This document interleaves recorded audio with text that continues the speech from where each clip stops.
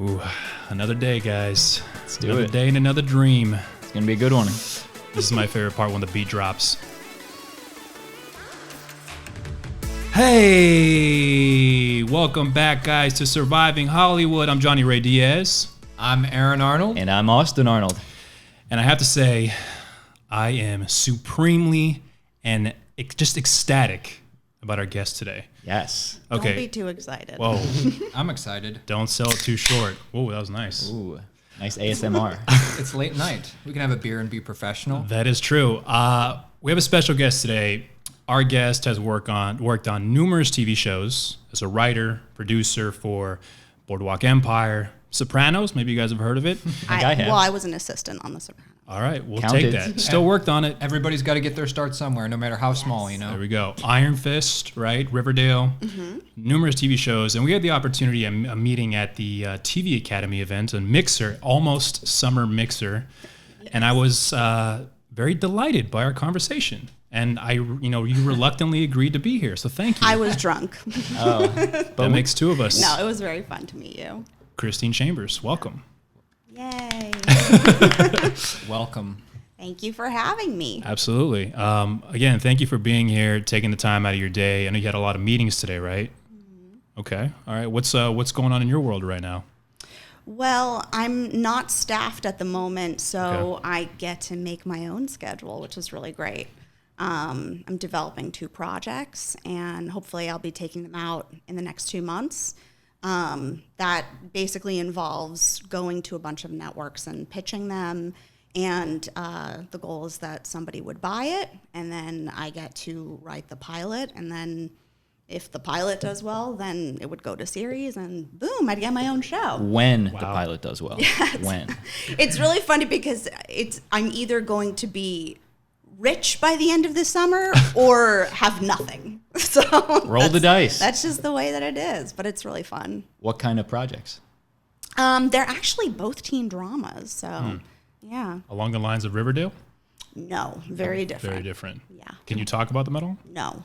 She can tell us everything. The full pilot episode. What about just like a quick, kind of maybe what it's about, sort of, even? Drama, comedy. Well, I mean, Without going into a lot of detail. I don't want to. What if that's like bad luck? Like, what All if right. that curses Or make it the up. project? We won't know. Fair enough. Let's find out what idea you kind of said. Now I'm going to go with this other one. This is the idea you maybe didn't There it go is. Fair enough. Okay, so obviously you've worked on all these amazing shows.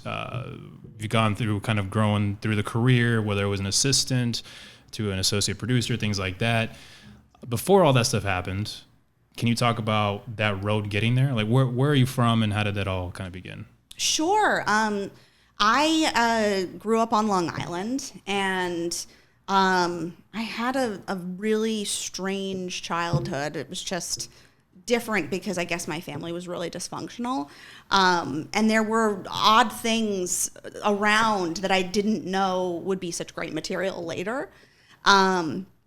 And I also didn't know that writing for TV and film was an actual job.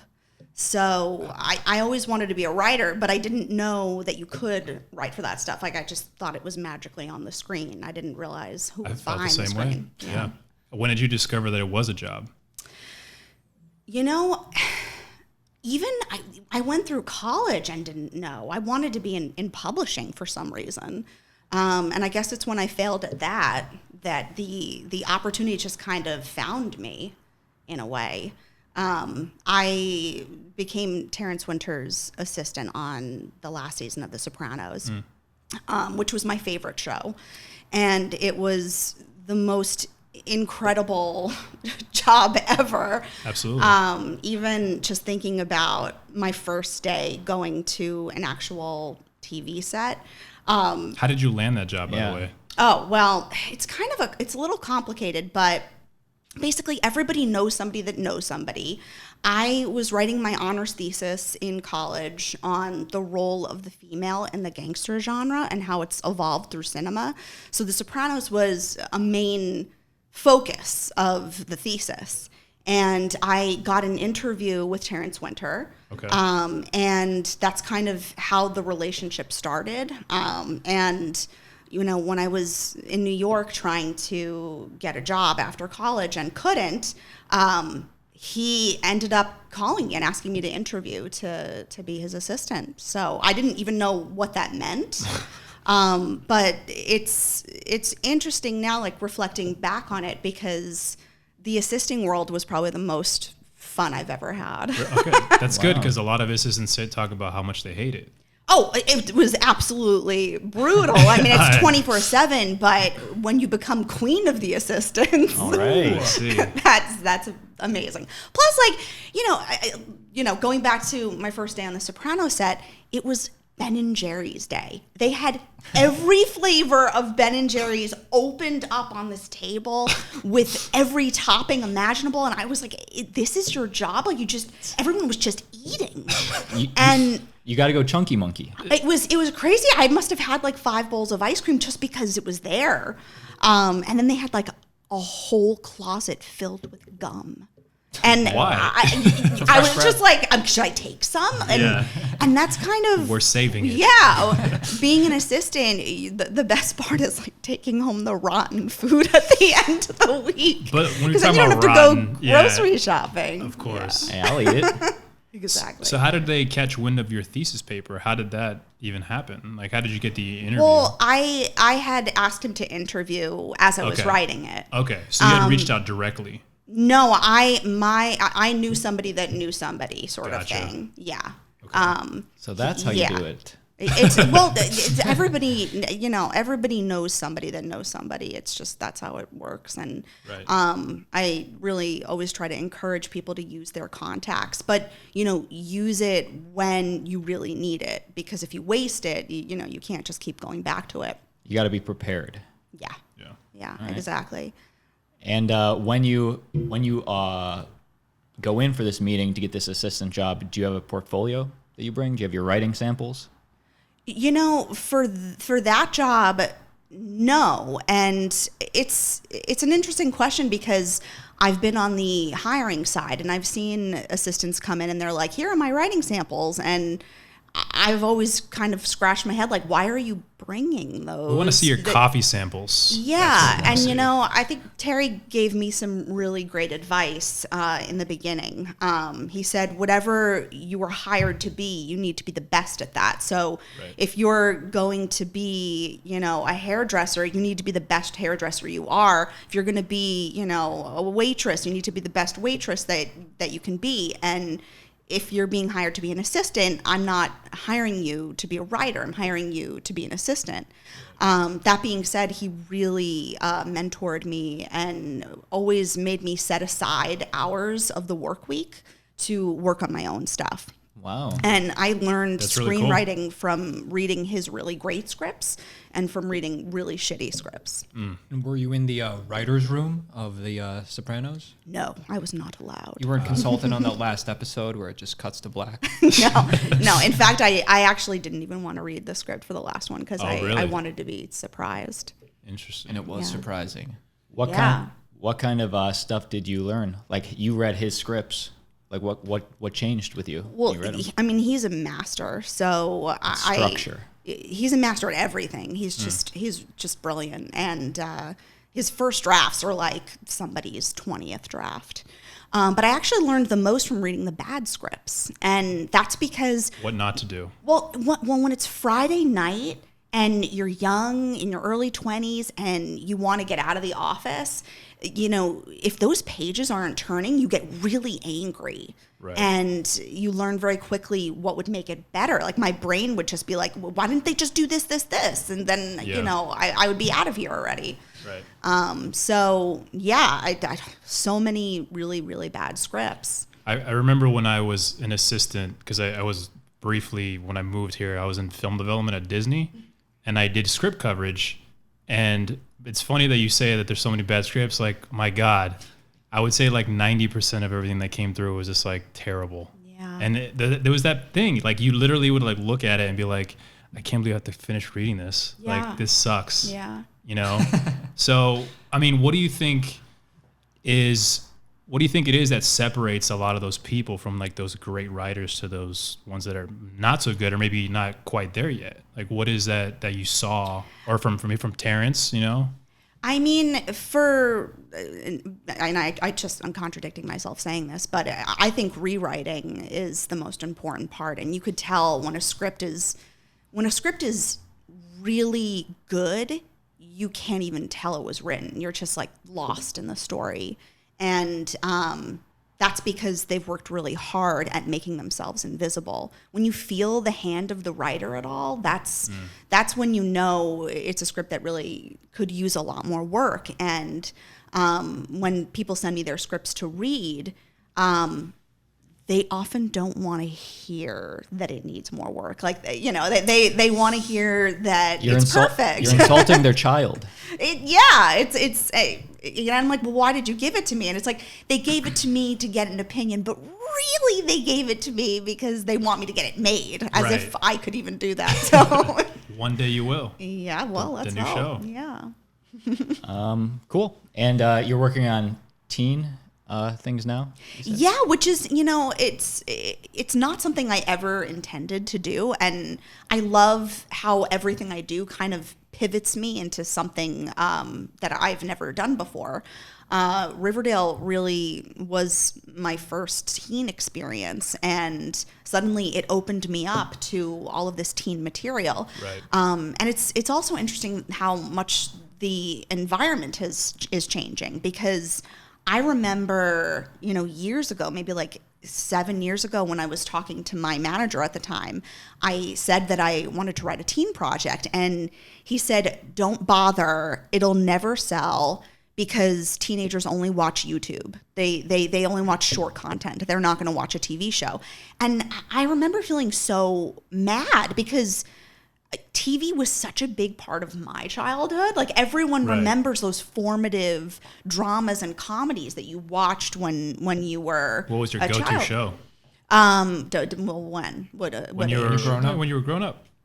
You had a go-to. Fresh Prince, obviously. I loved Family Matters. I like Family Matters was great. Yeah, it was really fantastic. good. Yeah, Who's Afraid of? Wait, Are You Afraid of the Dark? Yeah. Oh, that nice. too. I love that. Yeah. Yeah. That's kind of scary. Turns out I was. Yeah. Those are classic shows. They So are where did classic. a lot of those influences came from that kind of stuff for the teen stuff, or how did you Well, kind of... 90210 for sure. I mean, Okay. it was actually, I thought it was some sort of message from the universe that I would get to write for Luke Perry, because I mean, even just in the movie Buffy, I was obsessed with him, and I couldn't believe that I would have the opportunity to work on a show with him on it. And obviously we had a very tragic unfortunate season.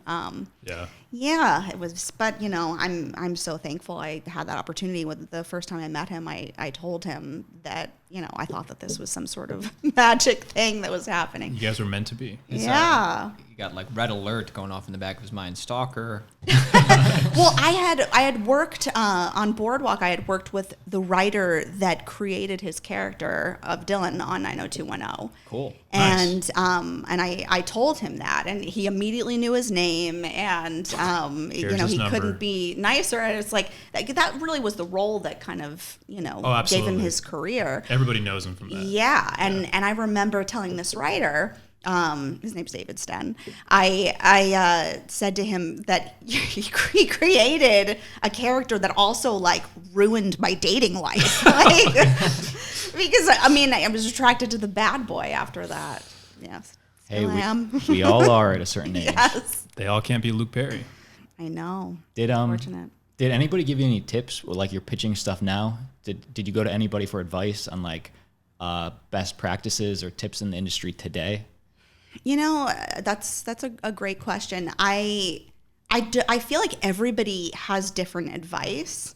I hate when people say that you shouldn't read off of a paper, because I need to have the paper, because I'm so afraid that I'm going to forget what I'm going to say. When you're pitching. Yes, but you know, it really is true that you're much more natural when you're off book, as I'm sure you know as an actor. Bullet points? Much Is that more kind natural. of... do you have bullet points? Is that probably easier? Just like, okay, I'm going to topics I'm going to hit. Yeah, I mean, I like to have the full thing written out just so I have, just in case. It's Right. like, security blanket. Maybe a PowerPoint. Well, yeah, sometimes. I mean, Hologram. pitches are all different. Maybe hire an actor. That would be it's pretty a funny, very actually. good thing That's that a you good have idea. brought up, because Yeah. I have said this to executives many times. I'm like, I became a writer to hide. Why are you making me perform in front of a room full of people, which is like the least comfortable I will ever be? Why can't I hire an actor to do it? Because then, like, it's also great for the project. Like, that actor could get staffed on that project. Right. You should do it. Win-win. Yeah, but they laugh at me when I pitch this. Well, Johnny, could you They don't like go to our next pitch? And I'll be there. yeah, you They'd just be have like- to pretend you're me. Who's this? Who's this? I'm Cristine. Yeah. Sit down. You're gonna want to sit down for this. Here we go. Johnny goes full weapons grade, like anger. Drop down a long sheet of paper from the beginning. Yes, exactly. Actually, since we're talking about the pitching and stuff like that, so I remember when we had writers sometimes come in for things. Oftentimes they would pitch an idea, and while it might not be the idea they wanted, they would often bring them in to see if they could use them for other writing, like things they might be working on. Mm-hmm. Is that something that you look at too when you're pitching as well? Like, okay, this could be another opportunity if they were looking for a writer, if they like my ideas or my writing. Oh yeah, You know what I I mean, mean? I think it's really great if people just get familiar with who you are and hear your name a lot and see you, for sure. I mean, exposure is always great because, I feel like this business is so much about trust, and it is, you give somebody a contract that's such a big risk for them, and they don't want to mess up. They don't want to dish out that kind of money, and that kind of commitment with somebody that they don't know if they can do the job or not. Mm-hmm. And I totally understand that, and it must be really hard to be on that side.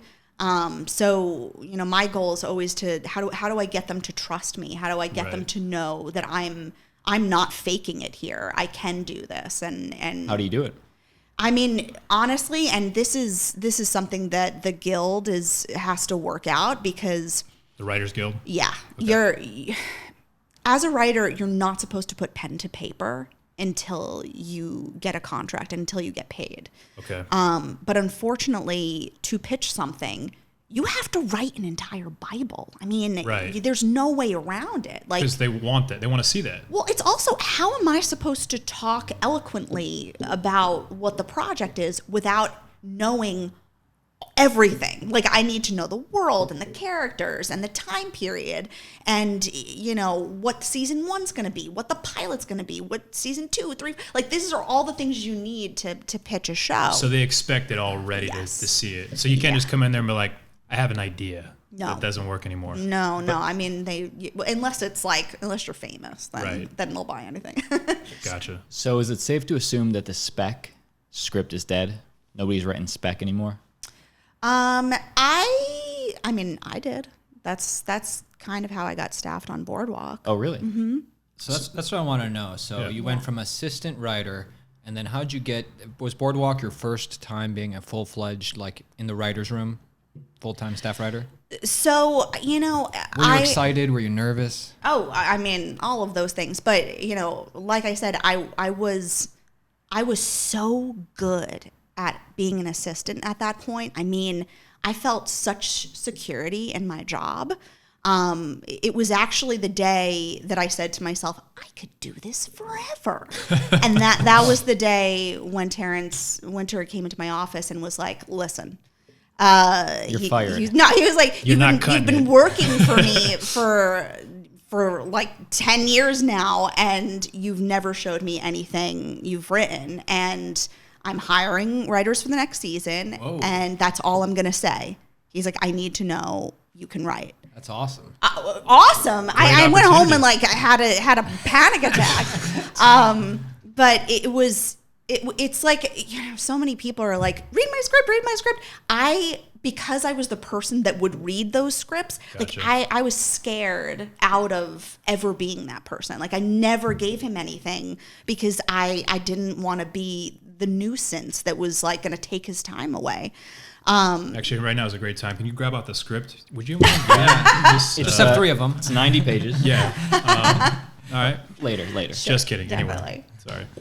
Yeah. So until he got to the point where he was basically saying, "This is your chance." Right. And I went home and I was like, shit. Everything I've written is contemporary. Boardwalk Empire is a period gangster Right. drama. By the way, did you have a preference of stuff you really like to write, or was there like a specific genre you really were drawn to? No, I mean, even now, I love being challenged with new genres that I've never written in. I just find that I do my best work when I'm doing something completely different and writing for completely different characters. There's always like a twinge of dark humor, I think, with everything I write, but I love to write anything. Cool. So now you're working on Boardwalk as a writer. Can you kind of walk us through like a day in the life of that writer's room? And obviously you have a great cast on that show. It was a really good show. Walk us through working with like Buscemi and Scorsese. Like, how did that whole thing? What was that like for you? Sure. The writer's room was my favorite place in the whole world, and every writer's room is very different. So I very much liked the way that Terry Winter ran the room, because his whole approach was to talk about, your deepest, darkest secrets and your most traumatic memories, and You like that? I loved it because. But you hate the internet. Yes, but it was like therapy, and it made me feel close to everybody, and that feeling of being close, makes you feel like family, and that's a great feeling to have, especially when it's your job. Then it doesn't feel like work anymore. Right. So I really loved that, and I also found that it got us into stories that that have never been told before.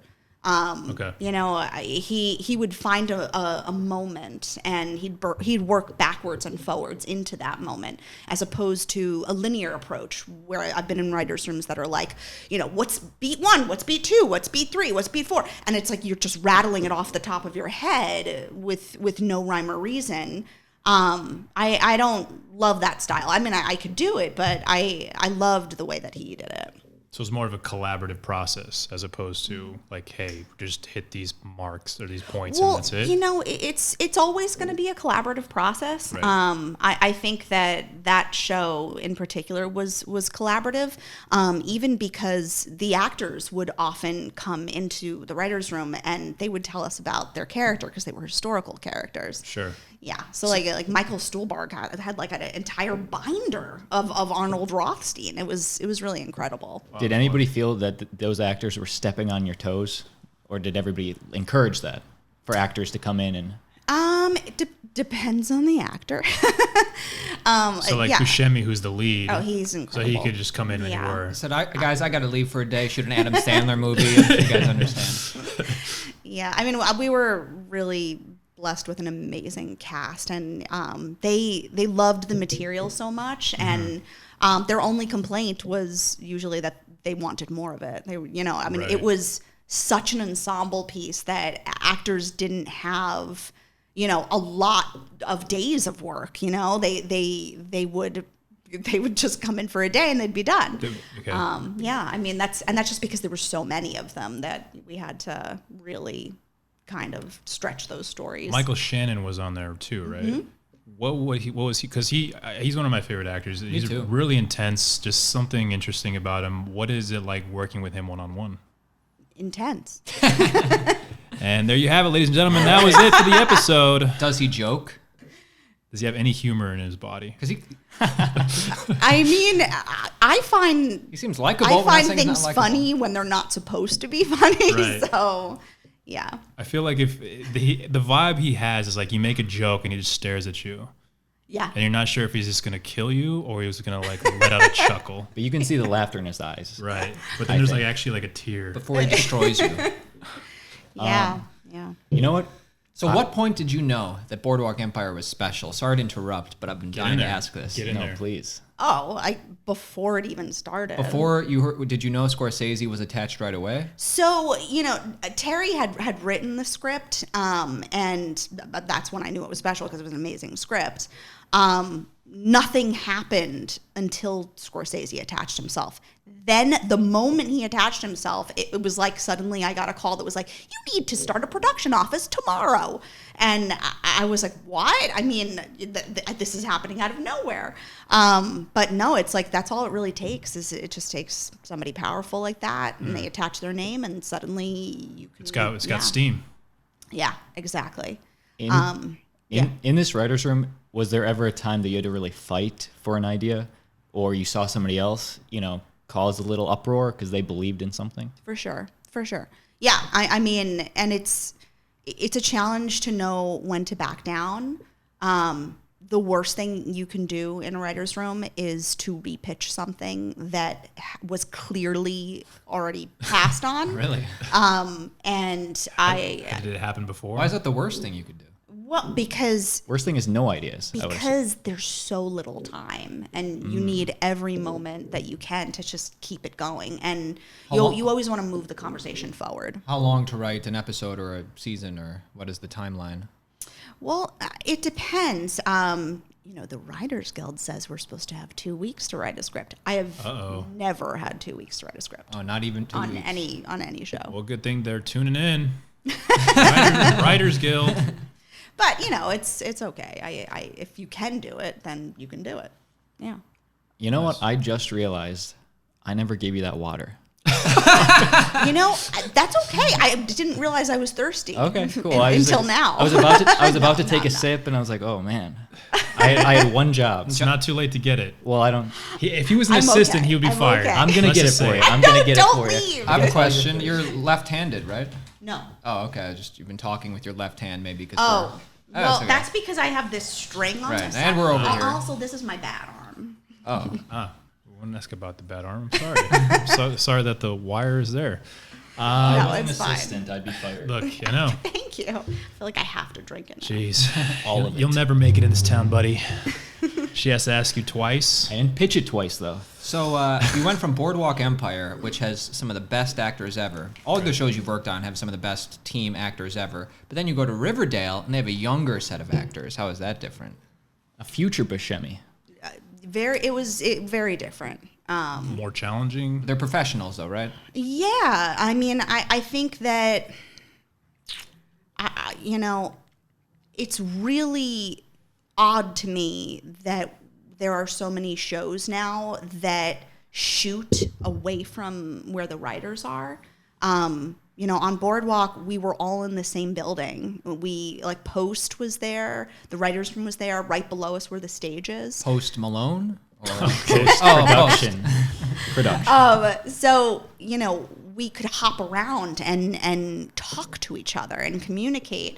And there was, a feeling of camaraderie and collaboration with all of that. But, on a show like Riverdale, they're all up in Vancouver. So they're in a different country. Okay, I mean, you weren't there. 51st State. Where were you when you were working you on go the show? there when you're producing your But episode. you were in LA while they were shooting? Mm-hmm. Okay.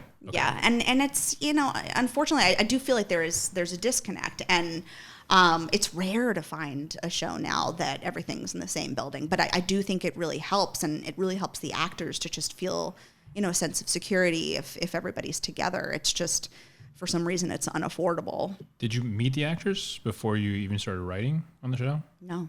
So what is it like writing for people that you've never met? It's You obviously see them on screen, they're cast, but it's got to be different than You don't know their strengths, like Steve Buscemi's strengths. for Right. sure. He And comes in there's and a talks about learning it. curve. I did ask a few of the writers who had been there prior to me, what I should know, but you really don't know until you're up there because even actors have different approaches. Like some actors are method actors, which would be a great thing to know. Some actors, they don't like to receive line notes until the camera's on them. Whereas like my head would be like, why would you want to memorize it wrong? Right. Yeah, but so there are they're all different people and they all do things a different way. And sounds like a headache. you just have to learn. You have to learn, and it's hard to do that when you're just thrown into the fire. So yeah, but that's kind of what the job is. That's what it is. So an actor messes up the lines, and then you realize that, and the line producer or whoever needs to give them a note that they got the line wrong, and those guys don't want to hear it till the camera's on them. You have to go over to them and be like, no, buddy, this is my script, okay? You need to do the line the way I wrote it. No, I mean, if they're requesting something like wait till the camera's on me, then yeah, that's fine, because in post we could fix it and cut it all together the right way. I'm sure the guys are great. I didn't mean to. No. I mean, they're all different, and a lot of times actors will be like, can I do it one time my way? And of course, yeah, let them do it. You're like, yeah, if you want to waste our time, go ahead. A take we'll never use. Well, and that's another thing that was a great experience. I've never worked on a network show before. It moves so much faster. I mean, you don't have the luxury that I had on HBO, which was like they just throw money at everything. We could shoot 4 pages in a day, whereas like wait, lobster for breakfast again? Yeah, my God, lobster omelet. But on a network show, you're shooting like 10 pages or 15 pages a day. Really? Wow. Yeah, You're referring to crazy. Netflix more or less? Is that kind of what? No, I mean Riverdale is actually on the CW. People think it's on Netflix. That's right. Gotcha. Yeah. Look at a billboard, dude. You know. Well, but it's a weird licensing thing that these things are like they air once on the CW, and then as soon as the last episode of the season It just airs, goes right on there. dumps right into Netflix, and that's when people are really watching it. So they all think it's on Netflix. I assumed as well, and that's very little I don't know. Question: what is like the one thing? Because Johnny's an actor. I don't know if we're actors. I didn't know that. Okay, cool. Well, now I do. Yeah, we just met each other tonight, Yeah. except for Johnny. Full disclosure. What's the one thing that you wish actors knew about, when they're getting one of your scripts? Like, what's a common thing you wish you could tell them? How hard we worked on that line you won't say. Oh, Is there any room for ad-libbing?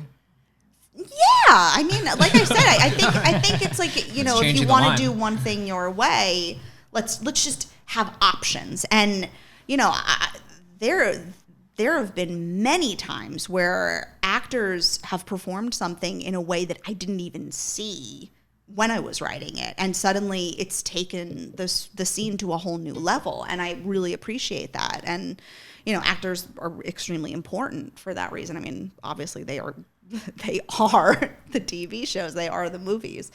So anything that's like inspiring me to higher ground, I certainly love to do it. But on a television show, it's not often my call because I haven't been the showrunner. Right. When I am the showrunner, then they can come to me and I can make changes. But when you're on a staff, you actually have to say, well, hold on, let me get permission.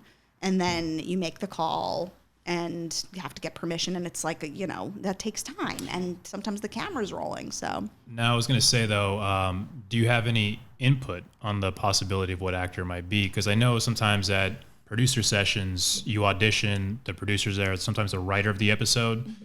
So you must have at least some kind of say, as if you're like, oh, I kind of like this person, or they kind of embody what I was looking for. Like, have you been part of that at all?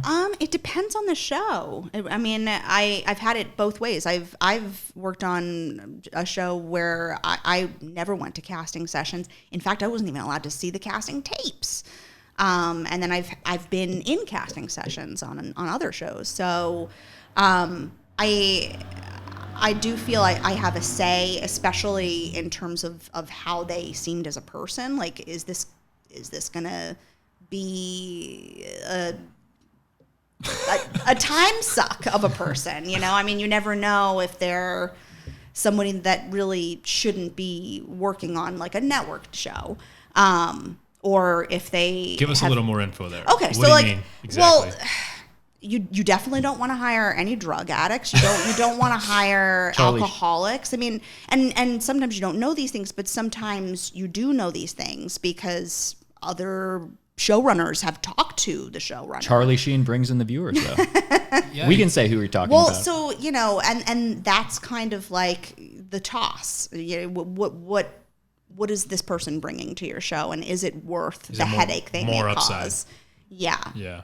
Yeah. But I mean, honestly, it's like I could never do what actors do. I could never do that. So I always feel bad for them and always, want to try to make them as happy as possible. It's just, it could be challenging. I remember I was interviewing for a show once, and the showrunner said to me that he loved me and that he really wanted to hire me, but that he couldn't because the lead was known to really abuse female writers. Wow. And I felt really upset about this. Of course. Because, that's not my fault. And also, how do you know that I can't deal with that person? I was going to say, how do you know you can't just take it? I can deal with it. I'll figure it out. Yeah, and I mean, I understood that he was just trying to protect people and also not create a problem for himself. Right. Times have changed now. Times have changed, though, now. You can say the person's name. Yeah. No. Kevin can wait. Kevin was it? James. Okay. Who was it? Just kidding. We'll never know. No names will be We'll revealed. never know. Interesting. Yeah. I like it. Well, you know what? Any good stories on set? I was curious. I would love to hear them. Yeah. What kind of Like stories? Steve Buscemi did this, Scorsese did this. Gandolfini. I mean, the great Gandolfini. Yeah. You know what I mean?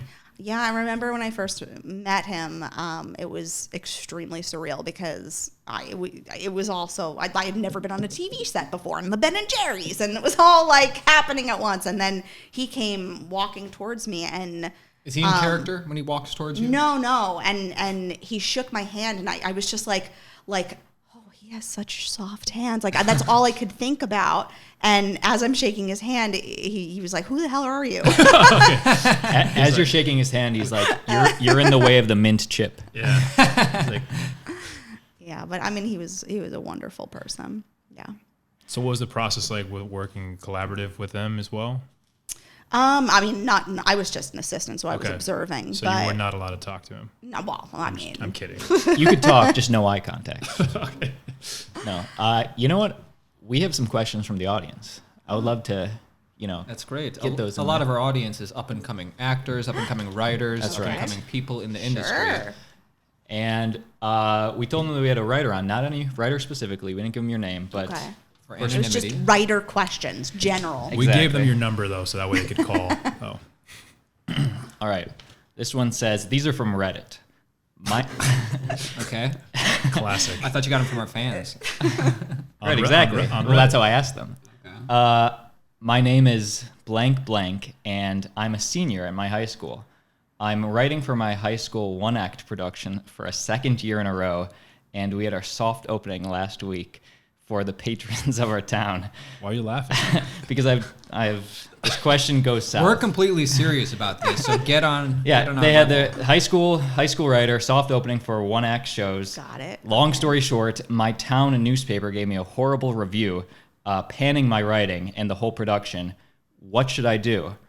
We have our opening this weekend. How do you handle Your criticism? reaction is fantastic. What kind of town is this that would do that to a high school student? Must have been Rhode Island. Just kidding. Just kidding. Probably a small town though. I mean,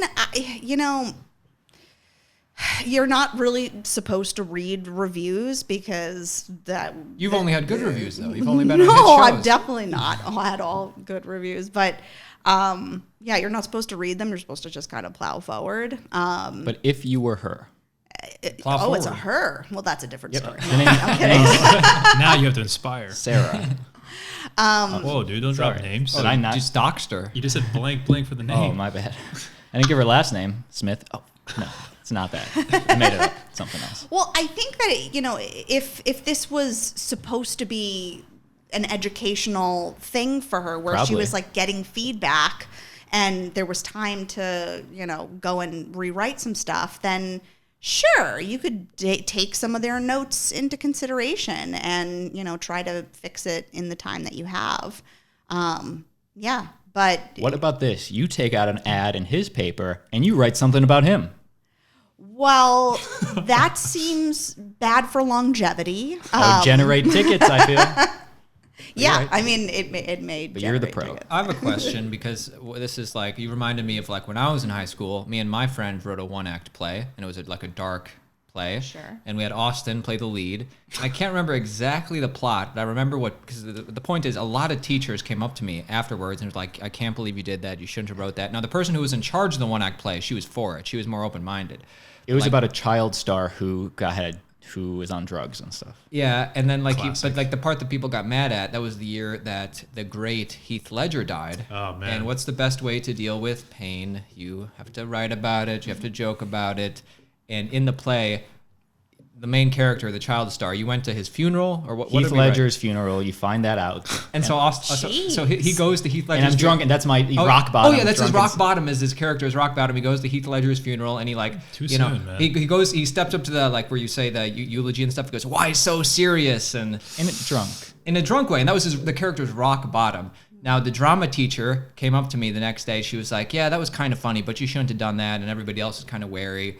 But I was like, "No, this is art. You guys don't understand. It's going to be great." Like, what do you think? Was that too far? Okay. What high schools do people go to? This one was Chardon High School. Chardon High School, Wow. rated A. Where are you guys from? It had a school shooting a couple years later. All but- right, dude. Okay. All right. Wow, this- Who hasn't at this point? Hey. This podcast just went south. Next audience question. Yep. But Well, do we you have. think that was like too far though? Can like in the pursuit of art, What's she supposed to say, dude? She won't let it go. He was. It just yes or Boardwalk no. Empire, they dealt with a lot of dark stuff. Yeah, no, I don't think anything's too far. Oh, okay. Oh, all right. Well, Thank you. All right. Well, let's Got some validation. let's show this podcast to our high school. How has being in the writers' room changed in the last 10 years? Oh, that's a good question. Massively. Go on. Yeah, I mean, I was very used to being the only woman. You took pride in it.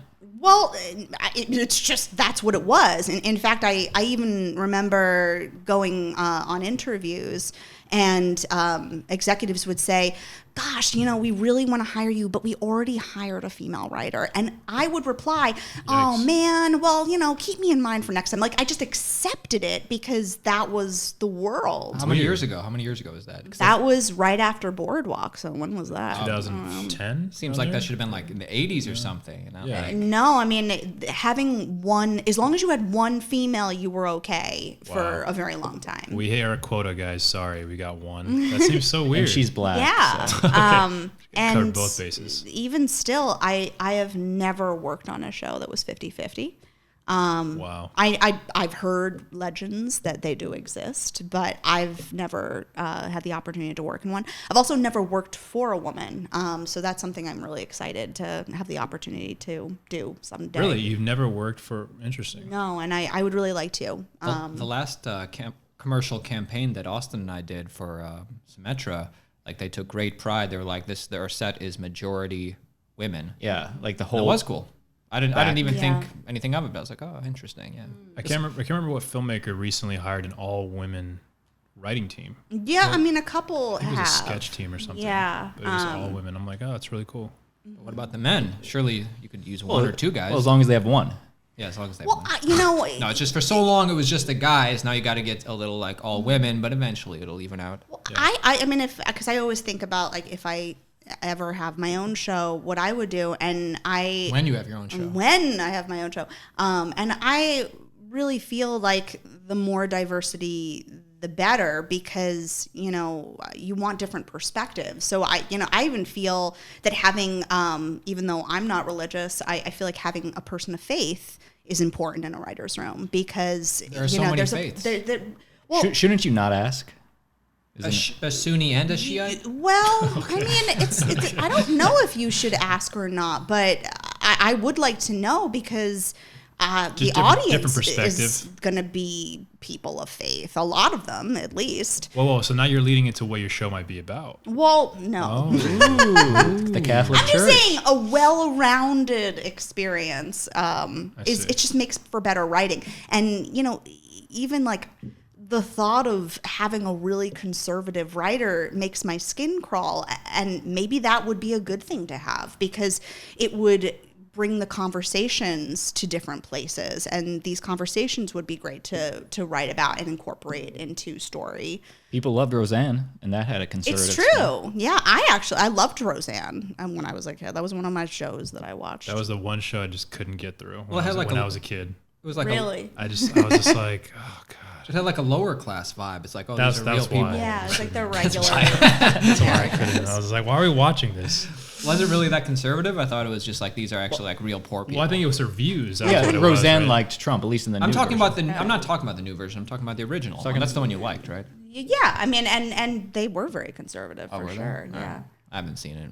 I don't remember I guess the old one was conservative. I don't know. I mean, yeah, it had It was just a different time. Covered all Angle. bases. It's just a different time. Yeah. That's all. Besides the people in the room, how have the notes changed in like 10 years? I definitely, and this is a great thing. I think they are way more attentive to not upsetting anyone, to trying to get it right. Don't you need that? A little like, how do you know if your idea is going to be good or not unless you have the freedom to, put it out there?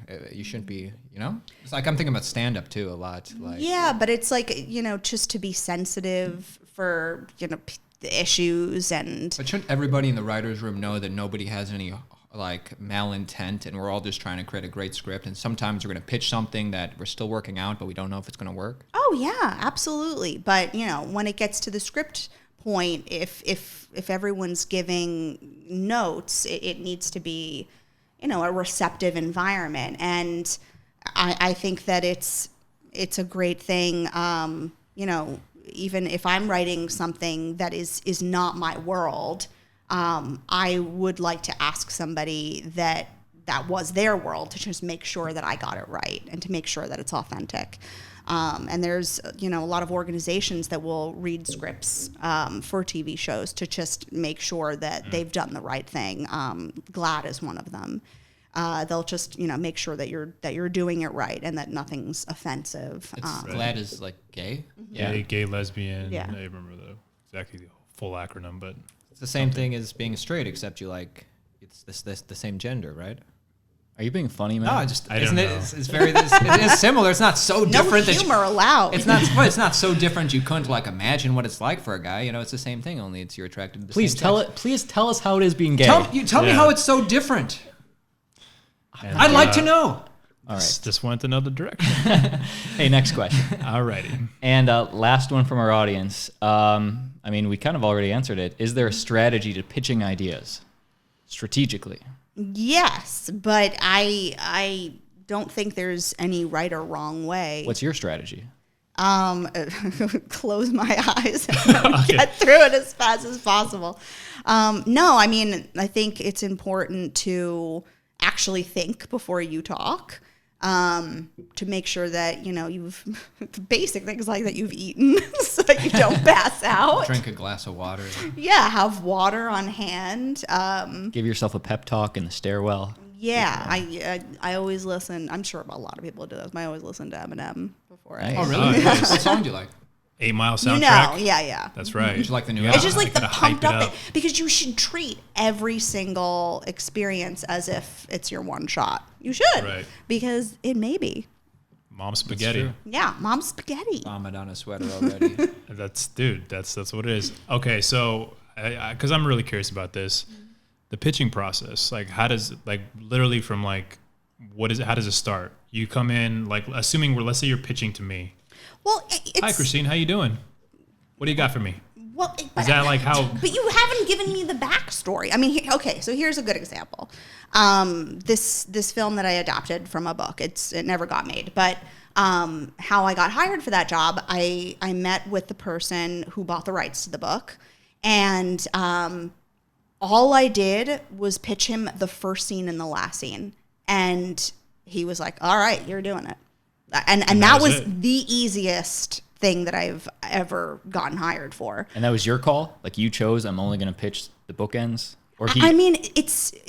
Those were the bookend. The bookend was what I was most excited about. And that was the idea that I had. I didn't know what the middle would be. but that was something that I wanted to write. And you'll pitch something well if it's what you want to write. If you're just following some sort of formula, then it's probably, you're not going to get hired for that job.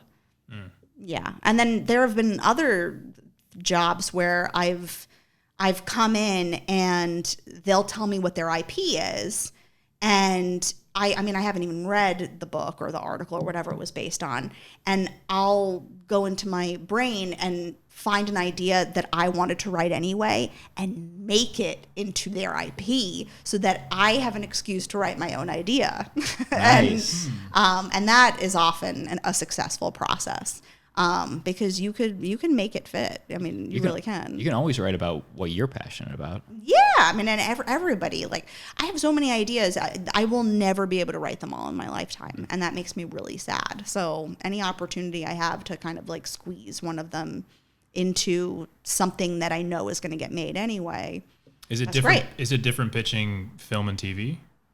And is it like, oh, TV's hot right now, we're going TV, but there's so many, so many damn TV shows. Yeah, you know? it's funny because that film that I adapted, they're like, maybe we should make it into a TV show. A miniseries on YouTube. Exactly, because it's just, it's so much easier to sell right now. Right. And that's sad because often I'm like, there's a reason it's a film. It's because it needed to have an ending, as opposed to constantly keeping a ball up in the air, right? Which could be excruciating if there's not enough material. And speaking of that, like just because Hollywood, it seems like they're only making remakes of old things that were successful. Yeah. Do you ever put that in, like if you want to make a cop show, but hey, we're going to call it Chips so we can get it made or something like that? Do you ever think about doing that so like you can get something made? Your story in a remake of a name brand people would know. I don't know if legally you can do that. Yeah, you'd probably Can you? you'd probably have to get the rights. You have to Probably get have the to get rights. the rights. I would Yeah. guess. But then you'd have maybe a better chance of getting it made. Well, yeah, definitely. And if there was ever anything that I wanted the rights for, I have been told by many companies that I could bring it to them and they'll buy it for me, which is really an odd thing. I'm like, what's the catch here?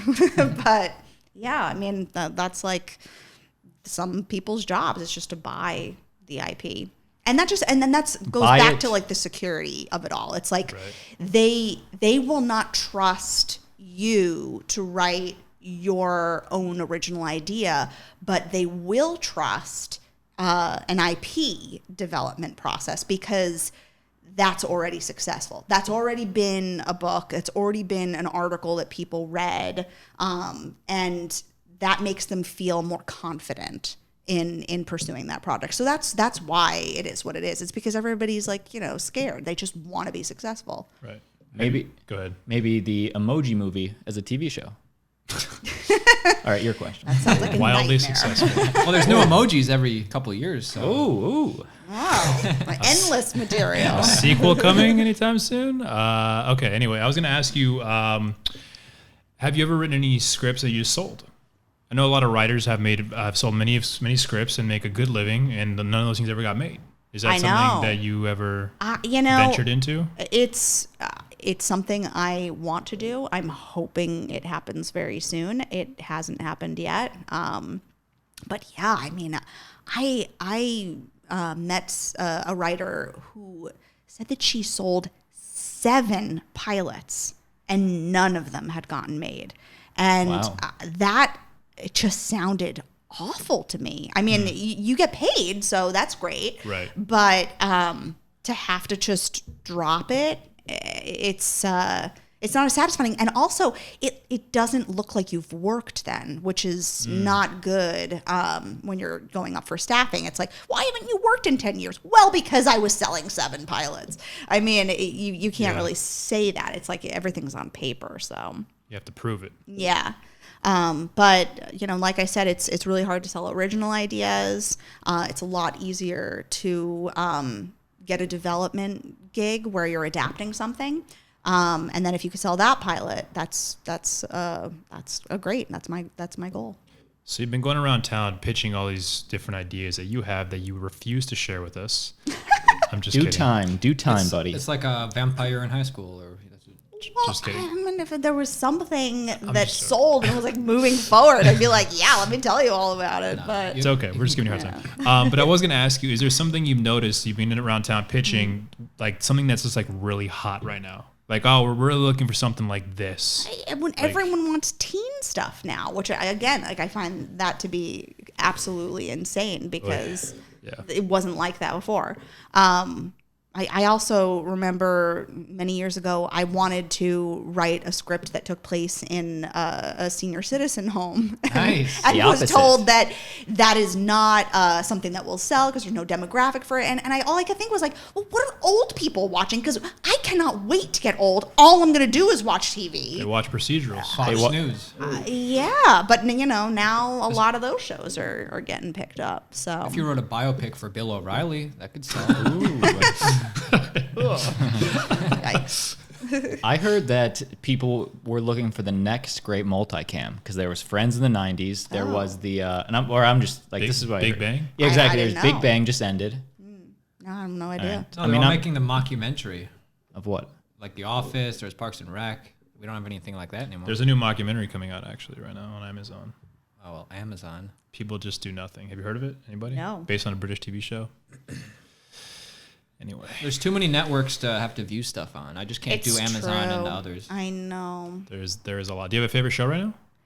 I mean, I have my rotation. I am still watching The Handmaid's Tale. I hear amazing things. I have not seen that show This yet. is Oh gosh, who are you? I know. I mean, leaving. I have turned a off. love-hate relationship with it. Okay. Wait. Can I guess the hate? Because I had the same hate at Okay. the end of last season. Spoiler alert! If you're trying to watch, I've not seen this new season yet. When she chooses to stay in, she chooses to give her daughter at the end of last season. Whoa, I and haven't she, seen it And yet. she chooses to stay in. I don't know what to call it. I forget the name Gilead. of it. Gilead. I was like, oh my! She could have done so much more for her daughter that was still in there if she would have got out and started fighting from the outside. But how do you know that? Because realistically, if they would have put her back in, they would have chopped off a hand. It was like a Sophie's Choice situation. She couldn't just like leave the other daughter there. I've She never was- been a mother. She was in the writing team for that, dude. What are you talking about? She made that decision. That decision. Wait, so that's not what she felt. Well, I was You just were saying wrong. that was my beef. Yeah, what was your beef?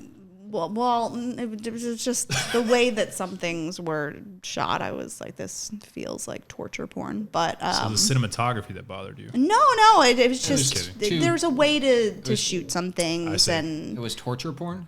well, Aaron's in. I've never seen it. I've never seen it either, so I mean, you'll know it when you see it. okay. But what's wrong with that? Hulu, whatever. That's And nothing's wrong with it. It's just there's a choice. gratuitous. So You're it's, saying it's- gratuitous. Yeah, exactly. And why would you want to do that with a show that's already so bleak? It feels like a lot of shows are like that though. Game of Bleak? Thrones. Not bleak, they're just gratuitous for no reason. And Yeah, you're I just mean, like, it's well, the let me shock grab value. these ratings real It's quick. true. I mean, right now, the show I watch the most is Dr. Pimple Popper, and that's probably because of that the real? shock value. Because like, I love to get to the brink of vomit and then like take a walk. That's a I mean- scripted show? Or? I don't even know that show. I don't know that show either, but it sounds Oh, wild. you have to see it. It's incredible. Dr. Lee is amazing. People come from all over the country So he's to a get like dermatologist. their lumps Right. drained, and she always compares the contents to food. But this is a scripted show, or this is reality? Or? Well, it's like it's reality, I think. Yeah. Heavily produced reality. Yeah. Yeah. I mean, there's definitely sound bites and whatnot. Are you one of these people that loves to just like watch those like Facebook videos of just pimples just being popped? These are this is not a pimple. These Okay. are like 30-year-old These are- neglected. Oh god. Limbs. They're like limbs. They're like lumps. small animal living inside them for 30 Yeah, years. it's like the person has like a giant horn coming out of the back of their neck. the goiter is just Yeah, and it's like, I'm thinking about getting this removed, and like, now, why have you waited this long? you have a tail, you want to get it removed? I mean, come on. Yeah. What network is that on? Well, I watch it on Hulu, but I'm sure it's on something else prior. Okay. Yeah, Have you ever I think streamed? it's on TLC. Have you ever streamed a show illegally? No, take money out of my own pocket. Exactly. No, I don't do that. Any other scripted shows you like right now or have influenced a lot of your writing? Do you like The Office, Or you like Game of Thrones? Well, yeah, I did watch Game of Thrones. I didn't like the last season. What was wrong with it from a writer's perspective? It felt very rushed. And, you know. Felt like the bullet points, just like hit the bullet points and then moved on. Yeah, and I think they had a real opportunity because literally the whole world was watching. And that's really special to get to that kind of audience. But I'm sure you know how much harder it is. They couldn't rely on the source material anymore. They couldn't adapt the script. Now they had to think for themselves based on George R. R. Martin's. Sure, but they had a lot of time to think. That's all I'm going to say. But no, there were parts of it that I appreciated and liked enough. And, you know, I also often like when I feel angry because I am like, if the piece has moved me in some way, then the writers have done their job. You know, I mean, even if that's not what they intended to do, I'm still affected and will remember it, even if it's in a negative way. I think that's a good thing because it'll change something about how I do things. But either way, everyone was going to watch it regardless. So whether the writing was bad or it was like... Yeah, but I don't like that. Well, I know, but I know what I'm saying. That could have been the thought process destroying too. the legacy. Hey, everybody's going to watch it. Let's phone it in. I mean, there could have been a little bit of that in there. Like, guys, I know this wasn't great, but it's still going to get like tons of views. So Bran was nobody's favorite character. Let's just make him the king of the throne. Spoiler. So Big spoiler. It's been months. Spoiler, I've never seen the show. Everything's been ruined for you I know. today. I don't even know what's happening. Actually, I was going to ask you one other thing too is so it feels like nowadays, because there is such an influx of content, where do you see writing, shows, all that 10 years from now? Where do you see that future? Where is it going to go? Like, is it going to continue to grow or is it just going to have to come down? I mean, what's going to happen? You know, I wonder. I hope it keeps going because then I'll still have a job. I do feel like there's so much to watch that you can make all of these shows, and the real issue then becomes how are you being the one that stands out? And Riverdale was actually a really great experience for me in the sense of social media, which I hate. I have said to you, I'm afraid of the internet. I know you still haven't followed me on Instagram. She doesn't know how. Irrational fear. But Wait, I haven't? I'm just kidding. Okay. I don't know. Maybe you haven't. Oh, God. Uh-oh. But yeah, I'm not good at it, and I often will I deleted my Twitter account during the last election because I started waking up in the middle of the night thinking that 20 years from now my opinions would change and someone was going to dig up an old tweet and crucify me. That's a very true thing. I deleted my whole account and got so paranoid. They can still find it. yeah, that's not enough anymore. Yeah, it's true, but I think that a lot, like Riverdale, the reason why I think it did so well was because the actors were very much about promoting it on social media, and you know that's one way to do it. Did they have a huge following before they were cast in the show? I don't know. Kelly Ripa did. Yes. Andy Cohen did. They weren't the leads. So what about like these like Instagram videos and like they have IGTV now? Do you see like a whole writing room now coming for these like IGTV I mean, shows? they're trying. It's a little strange to me. NBC's dying. ABC's dying. Yeah.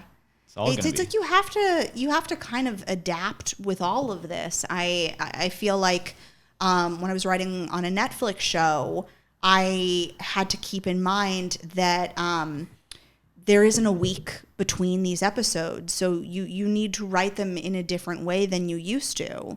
And the same thing will go for what's going to happen with I think it's going to happen with VR. I mean, the fact that I was even just thinking of like, how do you write a script that is like 360 degrees? And people have laughed at me about this, but it's like, it's not like interior, exterior anymore. It's like you need to tell them what's happening above and below. And, you know, you just have to adapt to all of it. But I think that that's going to be a new thing. I know that the interactive television that Bandersnatch sort of started. I really enjoyed that movie, actually. I liked it. I don't know what we're talking about. It was a lot of Choose fun. your own adventure. Oh, yeah. I mean, I think that a lot of stuff has already even been shot. That is the same. Hasn't, you're right. Yeah. So Reminds me of that's a whole new Goosebumps. thing. You guys remember Goosebumps? Yeah. I do Where you had to remember, pick okay, on this, if you choose this, Yeah. you go to this page. But there are For always sure. multiple scenarios. Like, if you pick 3 of them, you're still going to go to page 59. You know. Oh, fair enough. Yeah. But the movie version. But you always know you can end the movie. But I didn't like Bandersnatch because I didn't want to get up to get the remote to choose Wait, what? which cereal he was going to eat. Why Like I not- did what- not care. Why would the remote not be next to you? Why would it be all Because the then way over there? My dog will sit on it and turn the whole TV off. That's fair. What kind of dog? I don't know. She's like a mutt. She's a beautiful, gorgeous queen. Wish you would have brought her. I know. That would have made this fun. That would have been fun. Yeah, she would have started crying. Cool. Would have made this fun in this highly auditory medium. To have a dog here. Yeah. Any advice for a young, fresh writer out there Fresh. living in the middle America, wondering how in the heck do I get to LA and New York and become a fancy writer? Yeah. You did it. What are Yeah. they not telling you? Well, I think there's no right or wrong answer. I don't think that I would have made it as a writer if I had started out wanting that. I started out, not even knowing what that was. So my path kind of it was a very natural progression.